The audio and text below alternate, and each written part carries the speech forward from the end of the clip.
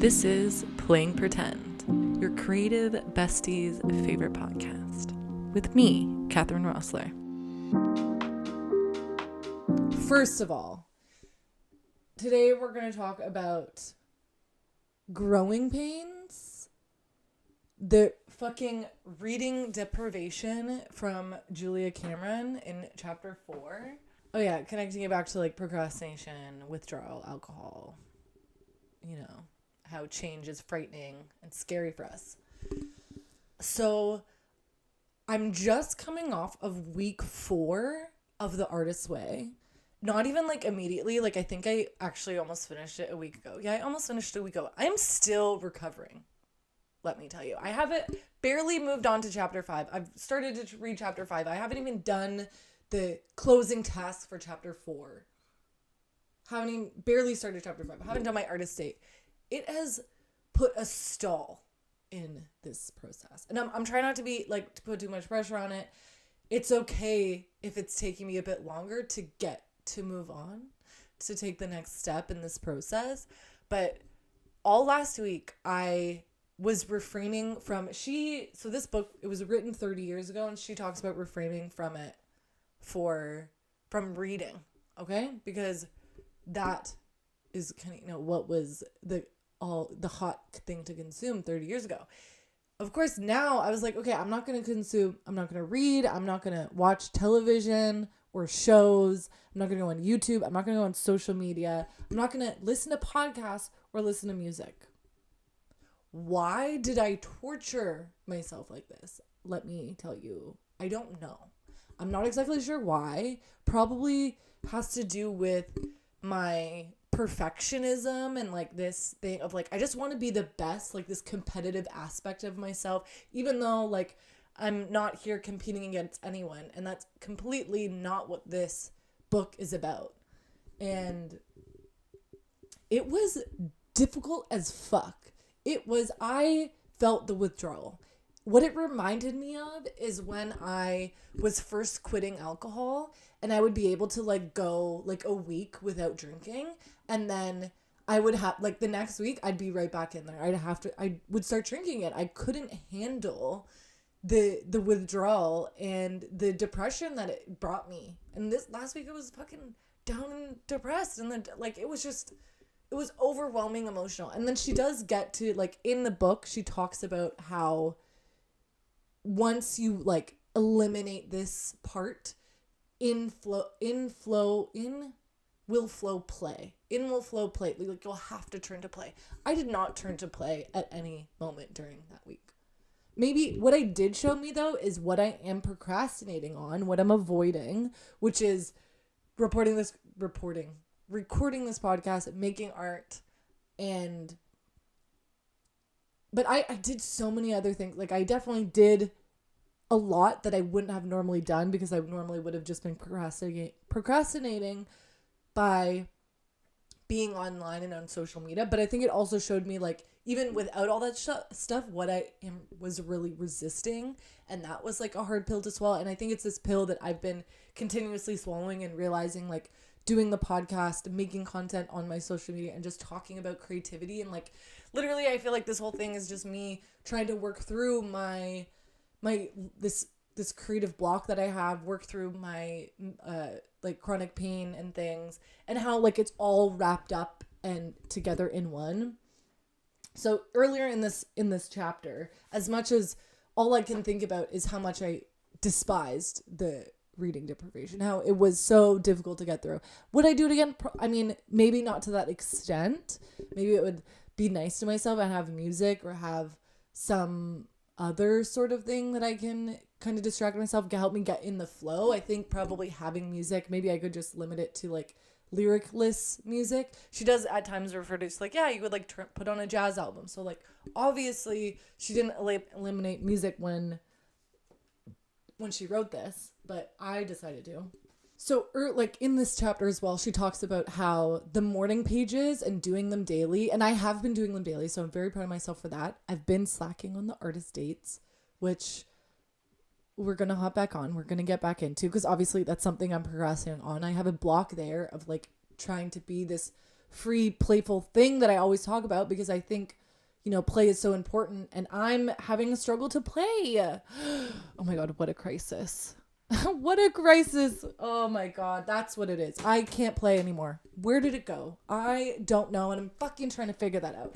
Anyway, so she talks about how using the morning pages helps you work through your kind of, I'm fine.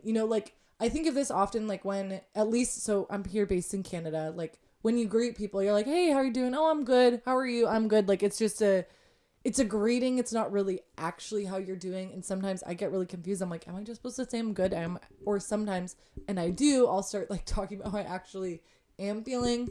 And the morning pages are there to help you work through that kind of bullshit, the bullshit that you're telling yourself of like, no, I swear I keep hearing my cat, but it just might be my chair.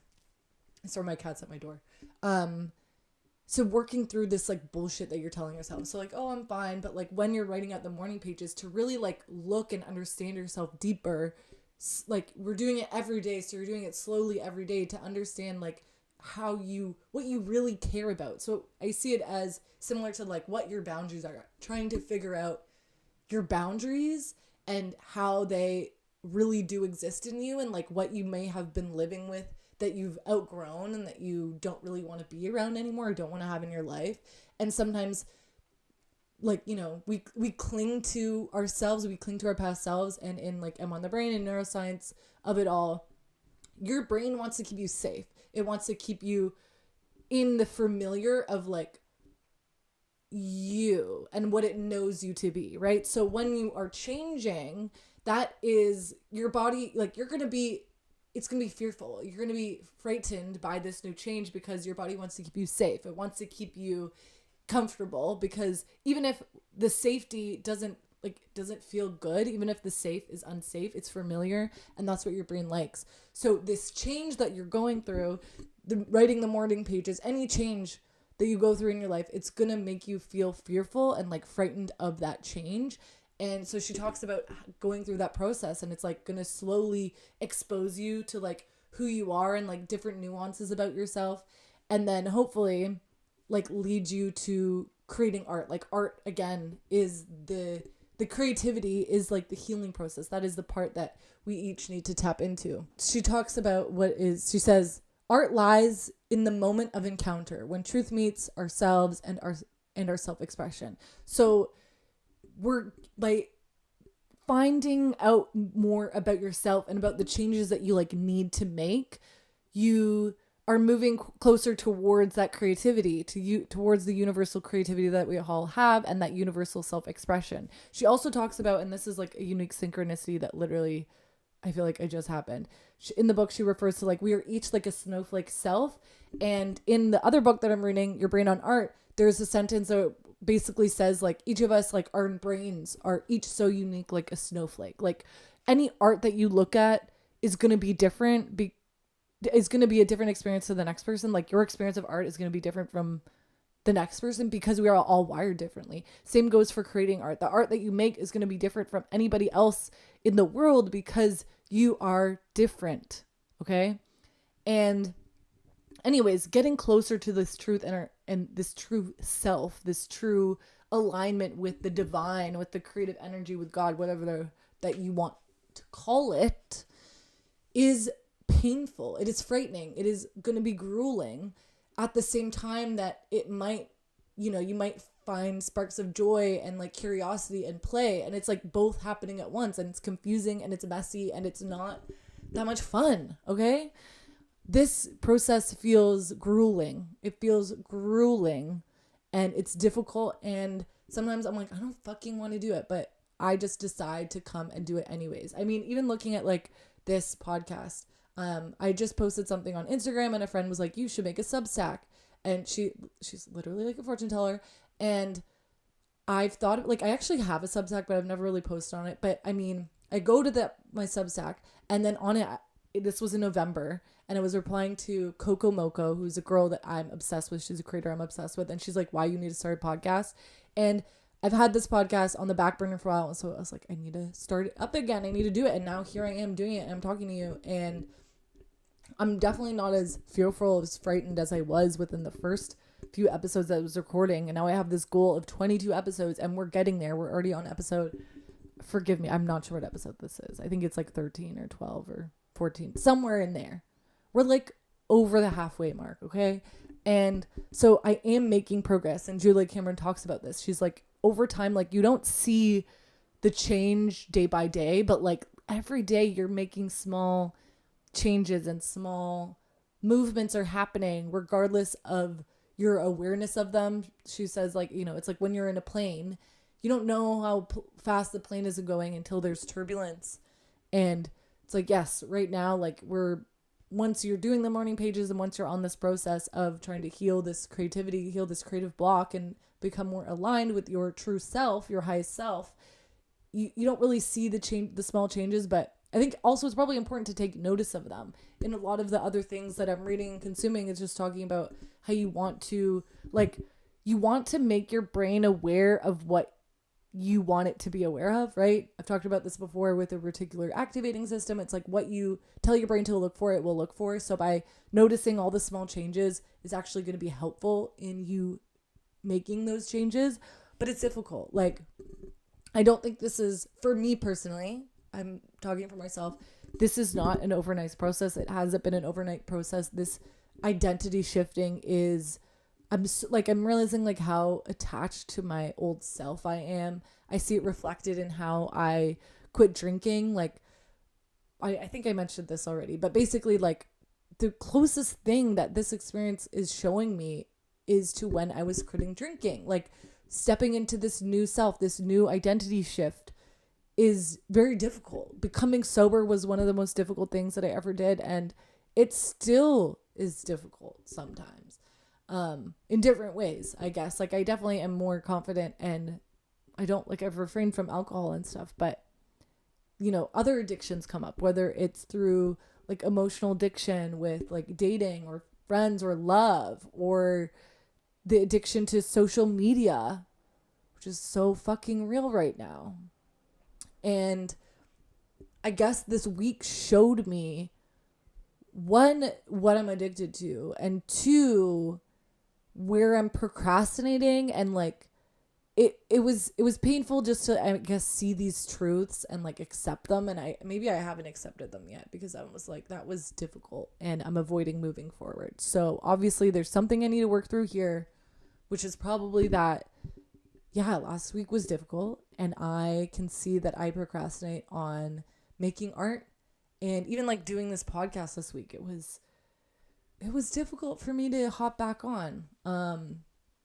And the other thing that it really exposed me to is the fact that I think I'm quite lonely in my life, and not in the sense that I always thought it to be. Again, I'm referring to a book I'm reading, Your Brain on Art. And in the book, they refer to this dude who wrote a book called Together. And he talks about the 3 different kinds of loneliness. And loneliness, it's like loneliness in your like romantic relationship, then friendship, family, and then like passion / social network. And by having like not having a job anymore, being let go from my job, or, you know, my contract kind of coming to an end, my job coming to an end, I'm not in a relationship. So like I have friends, and I'm not that I like definitely miss them and I miss spending time with them, but it's like the daily friendship interaction. I don't have that anymore. I live with my parents and I love them, and I think I consider them to be friends, but I don't have like the playmates that I used to that I have often. In the book The Anxious Generation, and I think this is just something I've seen online, but like people are spending less and less time with their friends. And I also see how that correlates with like at this age that I'm in now, I'm 32, friends are having babies, getting married, getting engaged, buying homes, you know, having like full-time careers, doing all these things. And I'm just on the complete opposite life and trajectory of that.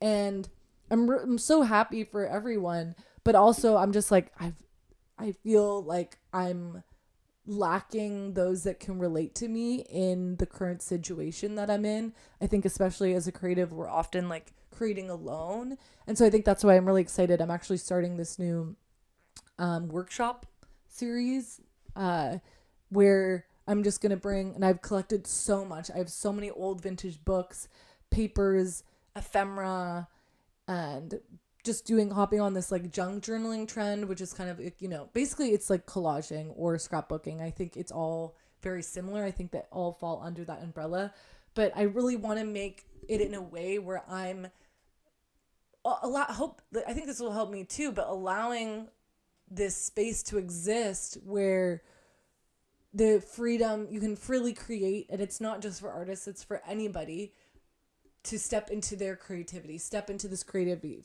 find this playful space amongst other people. And that's something that I'm looking forward to creating. I am also, I think I mentioned this last time, I'm like trying to start dating. I haven't gone on a date yet, but I've been messaging people and I'm trying to figure out what my dating life is now going to look like. I find, well, shout out to Hinge for now limiting the amount of people that you can match with and talk to at the same time. I don't know if why this exactly occurs or like when this occurred, but like there'd be times when I could match with like a lot of people, maybe like 20 people. And now I'm thinking, I'm like, was it just like the dopamine high of matching with people? Because then I would like match with a bunch of people, I'd get overwhelmed and I'd delete the app, and did that a few times. And now I'm really trying not to do that, but I do get overwhelmed. Sometimes I'll match with somebody and then I'll be like, wait, I actually don't even think I like you. I don't think I want to date with you. But I'm confused and I'm figuring it out, and I'm just trying to be really gentle with myself. And I also am trying to make sure that I'm not like ghosting on anybody and just like being nice, but also that just seems to be the game these days. Like so many people just stop messaging you. I've stopped messaging people. And I mean, it's not pretty. It's not nice. It's not cute. I'm not proud of it by any means, but there's definitely like this social anxiety that seems ever present, or it seems more intense. And I think also because I'm just going through all these changes myself, I'm trying to figure that out. Also on the apps, like I've like dated men and women in the past. I've definitely had more, I would say, romantic interactions with men, and I'm still trying to figure that out as well. And I mean, I think this all relates to like when I'm reading the morning pages, when I'm reading The Artist's Way, Julia Cameron, she always like says things that I'm like, yes, it relates to all other parts of my life. And she says that in the book. She's like, yeah, working with your creativity will help you figure out all the other parts of your life. And I think other areas of my life that I'm struggling with are this long COVID recovery and my dating life and my sexuality. And I've always thought about it. Like, it's not something new to me. I talk about it with friends of like dating girls, dating guys, like what's the difference? I find girls are much harder to date. I did have like one, I would say like situationship with a girl back in university, and yeah, I mean, girl or boy, all my past relationships have been a little yeah, well, I mean, none of them have worked out. I haven't had a boyfriend since I was like 18. Why am I telling you all this? I guess because I'm trying to figure it and work through it. But yeah, so working through that while also working through like healing from long COVID. And I always like, there's certain terms, I guess. And this also reminds me of like struggling with my mental health. I've always struggled with my mental health. It's been something that, and I'm like, I need to change my narrative around this. I need to shift my identity. But when, you know, with substance abuse, I've had severe depression and anxiety, and I'm still, you know, healing. I'm healing these parts of my mental health as well now as my physical health. And I guess, is it my sexual health? Is dating your sexual health? But I'm realizing like how they're all sort of like interconnected. And when I was younger, I never used to like, you know, I was like, is depression a disability? Like, do I have ADHD? Like, what diagnosis do I have? I've had a diagnosis. Anyways, I'm not going to go down that tangent so much, but I've always questioned, I'm like, is this mental health thing a disability? Is now having this long COVID, like, is it a disability? Is my food intolerances, like, how do all of these shape and form who I am? And they have drastically shaped and formed who I am. And I know when I was first like exploring my mental health, I always felt like I really needed a label, but then I really came to the terms that I was like, I don't think I feel like I can be defined by a label.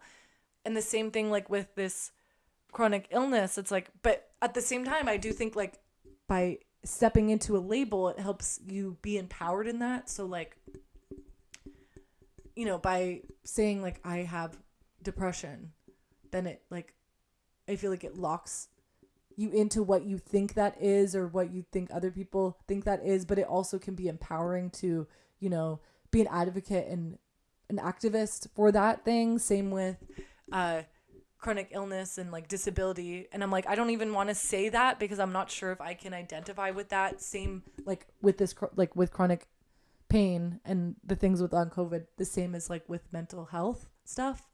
I'm like, where does this fall? Like, do I fall on this spectrum? Same with my sexuality. I'm like, I've always kind of been like, I don't really know. Like, I've never really been like, I'm like, I don't think I'm a lesbian, but at the same time, I'm like, I think I still like guys, but I'm like, am I bi? Am I pan? Do I just go with like more broader queer? You're kidding me. This always happens. I forgot. Oh, my camera always dies. I need to figure that out. It's so fucking annoying. What was I saying? Yeah, I'm like, what labels do I want to put on myself? And now I'm thinking like maybe I need to pick a label because it's kind of like if you don't stand for anything, like you stand for nothing. And I'm guessing I'm trying to like figure out like, okay, what labels do I want to put on myself to help me define my boundaries better and help me like progress forward through this journey. And I think that's what like week 4 really was about. It was difficult. It really just exposed you to like the things that you're procrastinating about. For me, it was both in my life as well as in like my mental identity as well, of like, what am I putting off? What am I procrastinating? What do I not want to do? And I think that sometimes stepping into these identities or really claiming and being like, yes, this is what I'm experiencing right now, and standing in conviction in that. I think similar to how I used to, you know, when I was getting sober, I was like, I'm sober. And that was me standing in conviction of like, no, I'm not fucking doing all these drugs and drinking anymore. And when I was like, I'm an artist, it was like claiming that identity for myself so I could step further into it. Does that make sense, anyone? Anyways, I've been recording for like 26 minutes now. This is a bit of a shorter episode. I am after this. I'm probably gonna go back. I needed to get week 4 off my chest. Okay, it was frustrating. You've heard me say that enough. It was frustrating. I think I'm gonna go back and record what my thoughts on like week 2 and 3 are, because I need to actually probably post that before this one. But yeah, man, week 4 was hard. I still need to do my follow-up, like the end of every chapter, she has like a reflection part where you like reflect on your experience and then step into the next week. And I think I've started to read chapter 5, but haven't completed it. And I need to do the task for chapter 4 and go on my fucking artist date. I need to just be fucking playful, okay? Need to just not take things so fucking seriously. I just want to scream into the microphone, but I know that would not be a pleasant experience, so I'm not going to do that. I'm not going to do that at all. But I'm going to figure this out one step at a time, okay? Crazy, we're only on week 4. This is 1/3 of the way through. And I'm noticing changes, and I'm still reading other books, and I'm working on other things, and I'm figuring this shit out. And you just happen to be here along for the ride with me. Thank you so much for listening to this episode.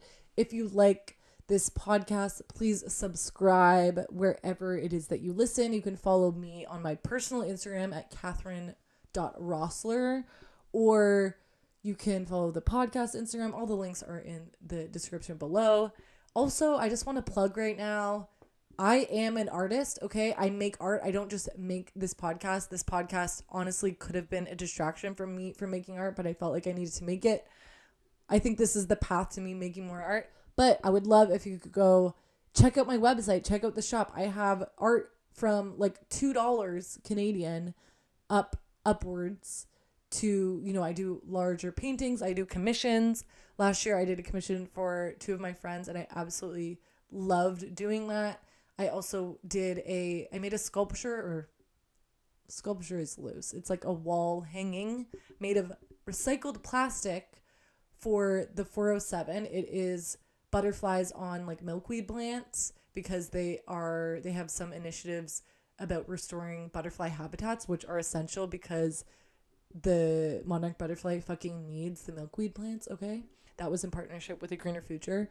If you ever have ideas or things that you want to collaborate with me on, please holla at me. Buy my art right now. Go do that. Go look at literally just go look at it. Okay. If you got this far, please, I'm begging you. I'm on my knees praying that you go look at my shop because honestly, I swear to God, this is going to happen soon. Like all my art's going to sell out and you're going to be like, fuck, I missed it. You know that feeling when like you see something really fucking cool and you're like, oh no, I'll go get it later. And then you go back and it's gone. Like that thing that you saw at the thrift store or that piece of art that you wanted to buy from somebody or the last cookie or last scoop of ice cream at your favorite shop and you could have got it, but you're like, oh no, next time. Make that next time right now. Go buy some of my art, okay? That was my pitch. That was me throwing it down because Tyler, the creator, told me to. And I do whatever he says. No question. I don't question it. I just do it. Am I lying? I don't know. Could be. Thank you, and I'll talk to you in the next one.